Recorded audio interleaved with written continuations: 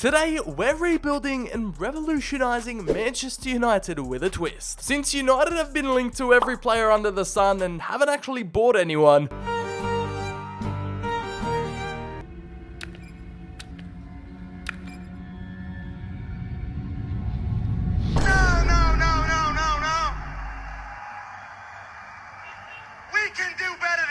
we're going to utilize what they already have cooking up in Carrington and use Ten Hag's managerial masterstrokes to rebuild them from the second tier. That's right, we're relegating Manchester United to the Championship and pretty much starting from scratch. Given United's epic 85-year youth academy record where they've had a homegrown player in every matchday squad consecutively for 85 years, I thought what better club to do this rebuild with. The youth and academy philosophy at Carrington has lasted decades, and in today's video we're fully exploring that concept. So the current criteria to actually be eligible for this squad is going to be that you have to be under 21, either on the club's current roster or out on loan, or we could poach them and promote them from our pre-existing 16-man youth academy. So if you don't fit into any of those categories, you'll be getting released. We're going on a free and unrestricted releasing spree. All the best talents, all the top tier players, they'll be getting released to the free agency and be unemployed for the time being. Before we actually release more players and make this an under 21s team exclusive, I want to put a heavy emphasis on the WONDERKIDS already at the club. Like Zidane Iqbal, he's been sold in real life, but we've got his 2D profile photo, a game face scan, him alongside countless others like Kobe Mainoo, Reece Bennett, and of course the one and only, the most in-demand player to one, have a game face, and two, get an actual profile picking game. It's Alejandro Garnacho. But first, we've got a lot of recalling to do. Ethan Laird is coming back from QPR. Amad Diallo will be getting another shot at Old Trafford in the limelight. Hannibal Mejbri, we've got his game face scan. The Tunisian starlet will be back at Old Trafford, just like Alvaro Fernandez, all under 21. Deschamps Bernard just makes the cutoff too. We've got Galbraith returning from Salford City, and the big shot himself, Shola Shoretire, who has already made his first team debut for United. Otherwise, we would have gone under the squad limit and just broken the game from the inside. Now, when it comes to signings and transfers in this rebuild, we've got about £159 million in the bank, and that's pretty much just all gone to Ten Hag's drip at the moment. His outfit has cost the club millions. There's going to be no flashy superstar Galactico-esque signings at Old Trafford anymore. It's purely a youth academy-based club, with their real-life talents combined with potential fictional stars to fill the gap into this 19-man squad. We're left pretty thin after the releasing spree, but here is what we've ended up with, going from a 4-3-3 holding now to a 3 at the back formation, which just accommodates this team to a T. We've got Garnacho starting as the captain on the left. We're converting Shoretire and Diallo into strikers and center forwards, because that's the one area this team lack completely, and we can literally only just fill a substitutes bench. In the grand scheme of things, they've lost 2 stars, with a 68 rated defense, 64 midfield, and a 69 rated attack. Our biggest weakness at the moment is our depth, but other than that, the promise, the potential, the talent in this team is second to none. United, they're one of the best youth academies in all of the UK, if not the world. It's gonna be a fun ride, so lock in, hit the like on the video, subscribe if you want more of this kind of youth academy rebuild content. We're gonna try to run a tight ship here in the second tier with Ten Hag and rejuvenate this youth focused side. Let's see what transpires here in season 1, because we're gonna give it a red hot crack. Look at our crosstown rivals out here winning the Champions League. Meanwhile, we're battling and fighting for our lives down here in the second tier. Yeah, it's a stark contrast, but it was a 12th place finish for the Academy Red Devils. It's respectable, honestly. I thought they'd be struggling in the lower tiers of the table in the relegation battle, as Reading, Sunderland, and Rotherham United all go down. Meanwhile, they're smack bang in the middle, mid-table fodder in 12th place. We are still a fair distance away from the playoffs right now, and it was an early knockout over in the FA Cup, seeing the under 21 United lose out to Ipswich in round 3. It's going to be no fairy tale cup run for the time being, as the magic of the cup saw Bradford eliminate us 3-2 in round 1 of the Carabao, with none of our objectives being ticked off the list. Obviously, they were made before we released the entire United first team, but let's take a peek at our top performers. Who is our top scorer here in the second division? And it's actually tied between Amad Diallo, recently converted into a striker, and Ethan Laird, of all players, the right back, with 13 goals a pair. Not only that, he was the only player to get double figures in both categories, 27 goal contributions. This guy might be an unsung hero that no one saw coming, as Anthony Elanga is a decent option in up front with 11 goals, Garnacho the captain, the Argentine, the star boy with 9 goals and 11 assists, Tire up front with 8 and 1, and Hannibal Mejbri in the middle of the park, controlling the game, pulling the strings, the Tunisian with 4 goals and 11. Another season of growth and development in the second tier is exactly what this team needed, as we're seeing an array of +4s, a couple of +5s even across the page. They're honing in their craft, gelling and developing together as one unit. We're struggling numbers wise though, so we're probably going to have to call back Dean Henderson and also get the fictional youth academy stars involved for season 2. The future is now. The future is extremely bright. We've got to trust the process in every single way with a drippy Ten Hag on the touchline. But remember these names, remember the Wonder Kids, because they're going to go down in history. Now the perfect way to launch season 2 is to have a bit of international influence and call up some of our youth academy players that have just been bubbling under the surface. We've been working on a few of these Wonder Kids and gems behind the scenes. Prepare yourselves for the youth intake. This is kind of like our transfer window, if you will. And we're going to start picking them out, promoting them to the senior team. Guilherme Teixeira, I think I'm promoting him not based on potential, but just look how many positions they can cover. And he already has 5-star weak foot, so he's getting promoted. It would literally be a crime if we didn't call up a homegrown player and a talent that has come through our fictional youth academy, an Englishman, Jackson Hurst. I'm trying to convert him into a box-to-box player for some strange reason. He has the saves with feet trait. If ever the 5'11" teenager decides to hop in goal, I guess he's got that going for him. Now we move on over to Anwar Ali, the Algerian winger who can also play at a cam. We're training him to be an inverted winger. He has 84 to 90 potential, 5'7", left footer, a 5-star weak foot. He's gone up a +10 since season 1, and I think that's just a one-way ticket into the senior team, and a position, a department we're struggling in right now is the defensive unit, and Borja Giraldo, I want him to be a South American leader in that back three, as he has 87 to 93 potential. Lisandro Martinez has been reincarnated, and it's given regen vibes. We're going to make that conversion official, and he's up to a 66 already. Now, we have a center forward, could potentially be a nice secret weapon to bring in off the bench, Borja Diaz. The Colombian center forward slash cam hasn't got a boatload of potential, only 68 to 72, and another major downfall is that he is injury prone. The one trade he has to have, it's pretty much a death sentence in career mode, but I believe in the lad. We're also in the market for a third string keeper. We need our choices in between the sticks, and again, what's with keepers having random traits? Long throw-in and playmaker from the Korean shot stopper Dong Sung-han. And as for the rest of the talent pool, I don't think they're quite ready yet. We're gonna let them cook and marinate for the rest of season 2, as that brings our squad tally up to 25. Now here's how that youth promotion spree affects our brand new first team for our second campaign, as it sees Giraldo instantly slot into that back three. He can play anywhere along the back line, and he is extremely capable at 18 years of age, as the second Argentine in the squad. Diaz and Hertz make the bench, and for the rest of them, at least now, we have a reserves category. We finally have enough players to fill the numbers. With the squad's average age of like 18, let's prove that age is just a number this campaign. And how do you like them apples? In 2 campaigns, we were playoff bound with 96 points, finishing in 4th position comfortably, entering that top 6 with ease, but couldn't gain automatics as Leeds and Brentford both go back up to the Prem. This young crop of United talents had to fight it off in the playoffs. How the FA Cup went, and they actually made it all the way to the final with another Manchester derby. What is going on here? In the big dance, it was a smackdown at Wembley, losing 4-1 to a full-strength Man City. They had the chance to win some silverware, but not quite in the Carabao Cup, as they were eliminated to Leicester 4-1 in round 4. However, the only thing that matters right now is the promotion playoff final, and they managed to beat out Sheffield United 3-0 over 2 legs to face off Bournemouth, who is going to take home that ticket to the Premier League. The stakes don't get any higher in English football, and here are your 2 starting 11s to face off against the Cherries. Are these youngsters going to showcase what they're capable of? The stakes don't get any higher, and it was an excruciating 4-3 penalty loss. It went down to spot kicks after it finished 1-1 in extra time. Mejbri got a red card, ascended into extra times, and the boys collapsed. Oh my, no, we didn't play Henderson in that game. We didn't even start Henderson. Oh, that would have been a surefire win if we did, but it's too little too late now. The captain wasn't leading by example in that match, but let's take a look, a whole snapshot of the season progress. Who was a top goal scorer? And it's Shola Tire himself with 25 goals and 2 assists as a newly converted centre forward. He's coasting up front with 27 goal contributions. Alejandro Garnacho Garnacho with 24 goals and 16 assists, the only player this time around to get double figures in both departments, had his 40 goal contributions in 51 appearances. It's sad to see that these talents are going to be fighting it out in the championship again, as Anthony Elanga has really elevated his game this season with 17 goals and 2 assists. Hannibal the Cannibal ending off this season on a bittersweet note with 8 goals and 18 assists. Our main playmaker, the Tunisian, is absolutely carving up in the middle of the park. Ethan Laird, who's just been shocking everyone since we started, 6 goals and 13 for the newly converted right mid, and that position change actually got him in +8 boost. It was insane. 19 goal contributions, as it's 6 goals in and off the bench for Borja Diaz, a newly converted academy player, and Jackson Hurst caps off a +20 boost. Insane levels of growth for the homegrown prodigy with 5 goals and 8. Zidane Iqbal, the Iraqian midfielder, with 4 goals and 13. These academy boys who have stepped up to the senior squad, they have grown like there's no tomorrow. The Argentine Giraldo at the back with 1 goal and 2 assists with a +70. As the man who missed out on the final, Dean Henderson, now an 82 rated shot stopper, a 16 clean sheet hero who could have possibly sent us to the Premier League, but that was my bad. It's back to the drawing board. We go again for season 3, and now it's automatic promotion or bust. A playoff final, an FA Cup final, all bottled at Wembley this season, and now the lads are gunning. They're hungry for it. A Premier League berth is on the way. It's July 2024, and I want to promote a couple more players from our youth academy. The Ballers have left. We've gone down from 9 to 4, so 5 players have just,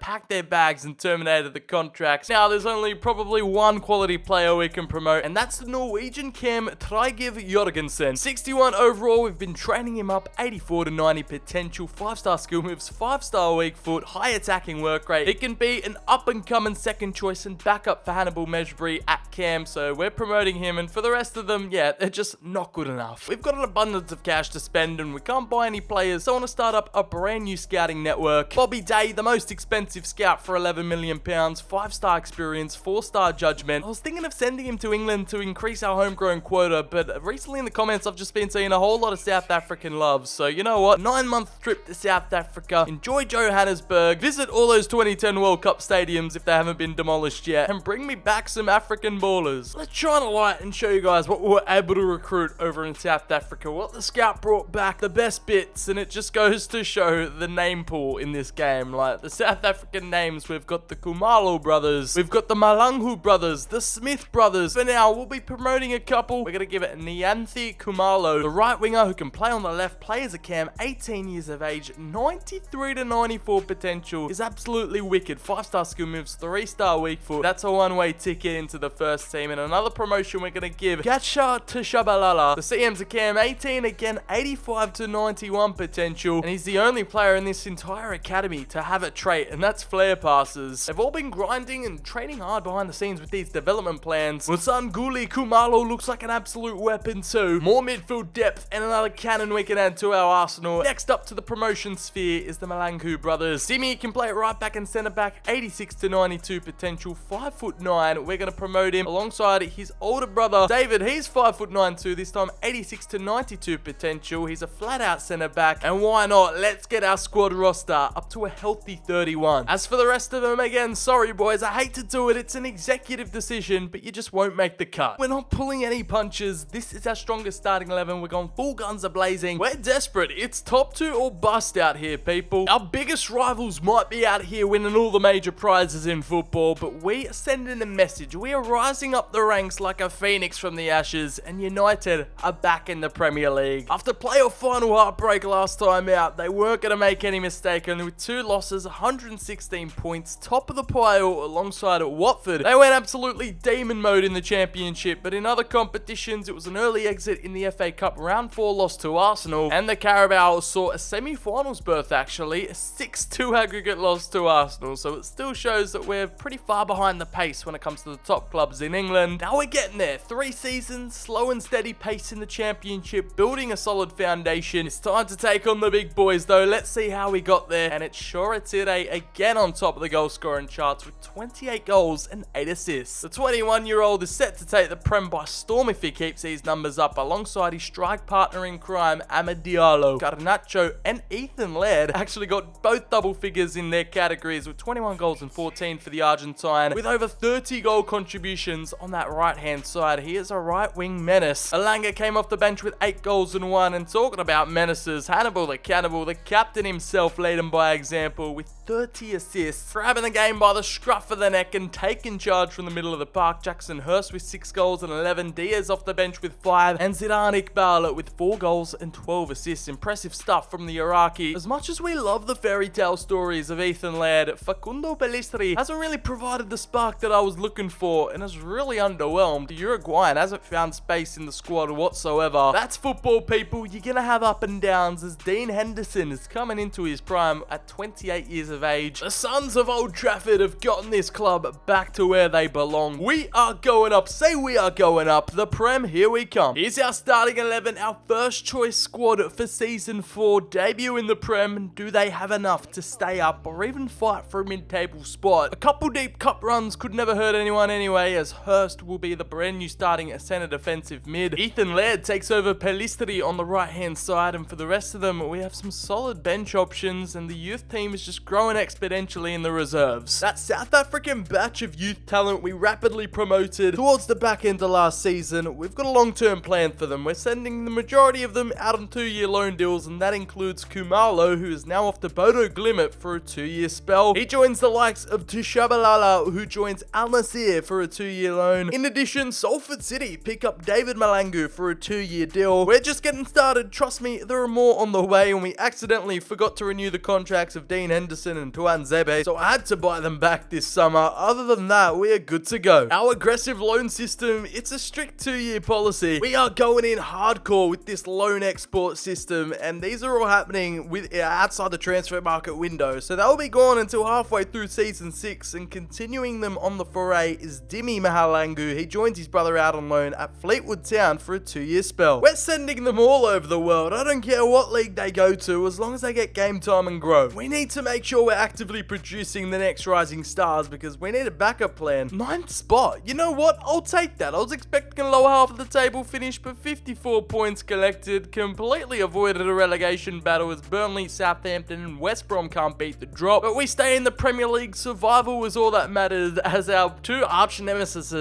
I don't even know if that's a word, but yeah, finish in the top 2, Man City and Liverpool. Man City take the title, Liverpool runners up, and we are languishing in 9th. Liverpool also won the FA Cup, as the Carabao sees Man City take the W against Arsenal 3-0. Another trophy Arsenal have bottled, but that's besides the case, as our boys were knocked out in round 2 to West Ham on penalties 4-3. We stayed 10 toes down, but we're still a couple of leaps away from European football. Let's see who of our players were unleashed onto the Premier League, as Alejandro Garnacho back to where he belongs, back into the big time with 41 appearances, 21 goals and 5 assists for the Argentine, and at only 21 he is just getting started, just like Shoretire, or I think it's Shortire, I don't know, I might have been saying his name wrong the whole time, alongside Amad Diallo, who continues to bang them in, and Jackson Hurst, who has had a meteoric rise, a homegrown talent in our youth academy, and is starting to take over in that deep line playmaker CDM spot. Ethan Laird, when we needed him most, he didn't really produce much this season, but still 10 goal contributions is a valiant effort. And Hannibal Mejbri, we call him the Cannibal for a reason, club captain, continues to pull the strings and be the main puppeteer in the midfield. Zidane Iqbal from Iraq with 10 goal contributions, and Alanga in and off the bench with 3 goals and 2. If you wonder why I focus so much on loaning players out and getting them to have game time elsewhere, it's just look at these results. Our report card from the loan spell, Teixeira has gone up a +12 at Lecce, and he's still got a year left. Kumalo out in Norway has achieved a +7, now standing at a 70. I mean, the results speak for themselves. The loan glitch does exist. Our man in between the sticks, our #1 shot stopper, being Dean Henderson, he got himself 6 clean sheets in 40 appearances. The sky's the limit for these Carrington Academy prodigies, so let's see where they take us half a decade through this rebuild. Season 5's up next, and let me know down in the comments below, what has been your favourite United Academy product over the years of all time? Let me hear it down there. I want to see you guys discussing. Just look at the audacity from Man City. Pep, just stay over there at the Etihad winning your trophies for now. They see that we're up and want a piece of the pie. I'm blocking all offers. Kobbie Mainoo is staying right here, stays put. And the trio of lone crusaders headed out the Old Trafford doors to get some game time abroad. It's going to be one of our youth academy starlets we promoted, the Norwegian Jorgensen. He's departed off to Belgium on a 1-year basis. Charleroi take his services for 1 year. Yeah, we've struggled more this season trying to get these loan loan deals to work. It's like the game doesn't want us to access its secret power. And the only other loan deal we could make official was Anwar Ali, the Algerian prince, who will be departing to Lens over in France for a 2-year loan spell. Here's an exclusive gander at our first team. Nothing too much has changed. It's just that we've made our second squad team sheet just for a bit of backup. The Red Devils right now are fully equipped for the future and beyond, so let's get cracking. We are barking up the tree, just sneakily inserting ourselves back into the top 6 conversation. The lads have gone from 9th to 6th, and now we're so close. Maybe that's Conference League football, I'm not quite sure. It could be, you know, European football, continental scenes are coming to Old Trafford again. Meanwhile, it's Man City back-to-back, winning the probably 10th Premier League title in a row. We missed out on Europa by 6 points, and going down, it's Fulham, Brentford, and Crystal Palace to the championship. It was quite a deep run in the FA Cup, nothing mirroring our season 1 fluke, as in round 6 we were eliminated to West Ham again, and the Carabao was heartbreaking. Another spot kicks disaster in round 4, losing out to Nottingham Forest 4-3. European nights are back? Question mark. The Old Trafford faithful, I don't think they'd be too ecstatic for Conference League football. There was no second season syndrome to be had, as Alejandro Garnacho was our top goal scorer, and the Argentine is just in his element with 20 goals and 5 assists. He's a born superstar. Alongside the newly converted, changed his position and changed his career into the stratosphere, Shota Tire with 15 goals and 4 assists, and the Ivorian pocket rocket Amad Diallo with 14 goals and 1. Jackson Hurst having a breakout campaign. Definitely a season to remember for the Englishman, 13 goals and 5. Ethan Laird is getting back into the thick of things with 7 goals and 14 assists on that right-hand side, being deadly. Okay, my guy, go off. The Iraqi box-to-box midfielder with 22 assists. That might be the most. Yeah, he's the #1 playmaker, taking over Madrid, who failed to score all year long and got 18 assists for his standards. The captain letting his crown slip a little bit. It's the loan report going down. Let's take a peek and see if any other rapid growth happened. And Jorgensen, my goodness me, he didn't hold back whatsoever. The Norwegian with a +17. He's now at an 84 overall in Belgium. What is in the water over there? What are these clubs feeding them? As Anwar Ali had another loan glitch campaign in France, as Lens with a +11. It is stratospheric growth, as these loan experiments and test subjects are coming back generational talents. They're clear, they're changed men. As Dean Henderson managed 10 clean sheets in between the sticks, and our most valuable asset, again, Ethan Laird is holding it down on top with a £56.5 million price tag. It's a classic one of those, I'm not angry, I'm just disappointed. Kobbie Mainoo, I thought he'd be a real starlet in this team, but he's just struggled since day one to get some first team game time, behind in the pecking order, so you know where his fate lies. He's going out on loan to Burnley for 2 years, off to Turf Moor. And he's not the only one. Lads experiencing similar fates include Reece Bennett, who's off to Newcastle for a 1-year loan. Oyedele is departing to Sheffield United. The Blades pick him up for a 2-year spell, and Borja Diaz, the Colombian centre forward, moves over to Genk. Let's hope it's another Belgian league success story, as the duo of South Africans Malangu moves to Preston, and Tushabalabala makes the move to Fenerbahce. Last but certainly not least, it's Niathi Kumalo, who will be packing his bags for Italy, as Roma pick him up for a 2-year loan. Let's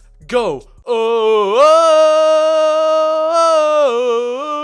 Yeah, that theme, that's it's not the Conference League, but it's the Europa. That'll be blasting on the Old Trafford speakers this season. It's been a long 6-year wait, drawn into Group D alongside Hertha Berlin, Rapid Vienna, and Malmo, the boys' first taste of European football. That's a wrap on our Season 6 summer transfer business. We're still entrusting Mejbri with the captain's armband. That front four might have to carry us again. And the rest of the park, we're looking pretty strong too, so I've got high hopes. Let's run it. Ten Hag getting the best out of Academy Wonder Kids. I know he's got it in him. It's evident right now that we've stagnated in the league. For the first time in this youth project, we've just haven't improved or gone up the ladder whatsoever, with a 6th place finish replicating last year's Europa qualification. 59 points at the end of the day is respectable, but it's nothing in comparison to our 2 arch rivals, Man City and Liverpool, who consistently are finishing in the top 2. We have to check in on our Europa performance, but no Champions League football is in the making so far, as in the FA Cup it was a semi-finals elimination elimination to the runners-up of the Prem, Liverpool, in a derby. They went on to win the whole thing, and over in the Carabao Cup, again, it was another quarter-final elimination. This time, oh my god, this team are just cursed on the spot kicks. It's a 4-3 penalties elimination to Crystal Palace. Now, the Europa League is our only chance to make something happen and qualify this youthful United in the Champions League, and they're up against RB Leipzig in the final. It's all on the line to duke it out with the energy drink merchants. Here are the both starting 11s. That's what we're up against. The Germans have kept a lot of their star-studded talent, so God knows we're going to need a miracle tonight to get that Champions League football unlocked, and it's a 2-1 win. Against all odds, it's Garnacho and Amad Diallo to get the eventual win in the 73rd minute. After going 1-0 down right before the half, it was a smash and grab job. The lads hit form at the right time of the season, and they're your 2028 Europa League champions. Believe it or not, that's our first piece of silverware since the championship playoff final. Europa League champions, you'll never sing that. You'll never sing that. You'll never sing that. Where would we be without this king? Big boy shoulder up front with his crazy porcupine haircut and all. No growth this season, but found the back of the net 35 times, and that's all he focused on, alongside Diallo with a 21 goal scoring campaign. Garnacho and Jorgensen, the Norwegian playmaker, both got double figures in their respective departments. Alanga off the bench has proven to be handy as a super sub with 8 goals. Ethan Laird on the right hand side being an inverted playmaker, 15 assists and 6 goals. Thirsty boy with a substantial campaign, only 6 goals and 9 assists from that deep midfield role, as Zidane Iqbal with 35 goal contributions and 31 of them being assists, as Hannibal Mejbri been knocked off his perch. The captain, I think he's just lost his spark. Only 2 goals and 8 assists for the Tunisians, who really need to get it together. I think it's probably what everyone's looking forward to, the loan report card. Who copped the cheeky loan glitch? Who was the most productive? And Maino at Burnley with a rapid +9. Diaz copping a +4. We've got Reece Bennett, who just unlocks his full potential straight away in one season. I just can't grasp the concept. What do Newcastle and all these clubs have? Do they have the secret sauce? Like Maxi Oladele as well at Sheffield. This just feels like a cheat code almost, as Anwar Ali actually had probably one of the more realistic campaigns, only with a +1 growth. Some of these lads' returns are going to feel like brand new signings. Bring him back. Now, our most valuable player has only technically been at the club for 1 season, Jorgensen. Another one of these loan spell success stories, now with a price tag of £71.5 million. Tell me the formula, Newcastle, please. For whatever you did to Reece, it was initially a 2-year agreement, but we're recalling him back. He instantly becomes our best centre-back at the club. After 6 seasons of mediocrity in the back, 1 loan spell away has made him world-class. He gets to become an instant starter. But now, though, here is our first choice starting 11 to take on the Champions League and whatever else Season 7 throws at us. Speaking of the Champions League, it's the group stage draw. It's the first time in 7 years that United are back in this competition, and in Group A, they've been seeded alongside Borussia Dortmund, Benfica and Bruges, which is going to provide some extremely difficult challenges. Now that's more like it. We made a triumphant return back into the top 4, and you can say we were kind of in the title race. I don't know, kind of, not really, but it's Man City winning it out again with 89 points. We were 5 away with 84. We actually had the best defense in the league, only letting through 31 goals, which I find fascinating. And what am I witnessing right now? Take a look at this. We had Reece Bennett stripped away from Newcastle United, and that sent them crashing down to the championship, rock bottom in 20th. We still are yet to win any English domestic silverware in the top flight. The FA Cup has proven too tough again with a round 4 elimination to Chelsea 1-0, and the Hammers win the Carabao. Bournemouth, the Cherries knocked us out 2-1. Got a bit of playoff final revenge for a couple of seasons back in the quarters. The UEFA Super Cup, United to launch Season 7 with a bang, and the Carrington Ballers are proven to be specialists over in the continental scene. Group A of the Champions League, it came through second with 11 points, qualifying through to the round of 16, where they just scraped by Milan 2-1 on aggregate, and over in the quarterfinals, it was Liverpool who just edged past us 2-1, and it hurts even more because Manchester City went on to win the Holy Grail 2-1 against Dortmund in the big dance. But now, though, we touch base and look back at the season that was with our top performers, and our Golden Boot winner has finally shifted. It's Amad Diallo stepping up to the plate with 27 goals, outscoring Cholet Tire with 19 goals and 4 assists. Garnacho had a quiet one, the Argentine only with 13 goals and 9. Meanwhile, Zidane Iqbal is definitely in his assist bag. The Iraqi playmaker with double figures in both categories. He's excelling in both departments, 39 goal contributions. The Algerian making a statement, 7 goals and 7. 4 goals for our trusty super sub Alanga and Ethan Laird. Again, his production isn't blowing anyone away, and Mesbury's had a little bit of a fall from grace. He's still a great leader as our captain. We called back Kobbie Mainoo from Burnley halfway through the season in January, occupying the deep midfielder position with a goal and an assist. Bennett's doing his best Bobby Moore impression with an 88 overall now. The kid is just taking no prisoners. Our loanee report card reads a little bit like this. We've pretty much got all those South African talents out on loan. Kumalu at Roma is coming back as our biggest coup with an 82 overall. The Colombian Diaz will be making his return from Ghent now at a 79, and despite his lack of production, Hannibal the Cannibal is now charged to the top of the financial ladder. His market value the highest in the club at 78.5 mil. It's not the end of the world, but it'd be nice to add a few more FA Cups and Carabaos into the trophy cabinet. We want to push further in the Champions League and get a semi-final, potential finals berth in Season 8, so let's see how it all unravels. And here's what the Champions League is about to throw at us for our second time around. We go again, and it's quite a simple affair in Group B alongside Villarreal, Feyenoord and Genk. They should be coming through first, no questions asked. We have ended the treacherous run of either Man City or Liverpool winning the Premier League this time out in Season 8, finishing on top of the pile with 82 points. It's not the biggest of tallies, but it's that kind of season where anyone can beat anyone. And I went down to the final few match days against our crosstown rivals. Liverpool nowhere to be seen down in 8th. For the first time since 2013, Man United are Premier League champions only 17 years later. And in other competitions, the FA Cup, Spurs actually beat out Man City in the FA Cup final. It was a miracle at Wembley, as over in round 5 we got eliminated to our crosstown rivals, and they'll start to get on my nerves, Man City, so I'm glad we got the last laugh over them. I guess we technically did get the last laugh still. The FA Cup and the Carabao still go begging, as we made it all the way to the final of both and have bottled both. In a 5-goal thriller Manchester derby. Alright Pep, I'll let you have your energy drink cup, and you couldn't even beat Ajax in the Super Cup. The UCL Continental is where all the magic happened, and I hope the boys have saved us something special as they top the group, a pretty easy one there. Qualifying out for the round of 16 and up against FC Porto, breezed by them 4-2. It was a 6-5 aggregate win away at the Emirates against Arsenal in an all-English bout to prepare for the semi-final. What happened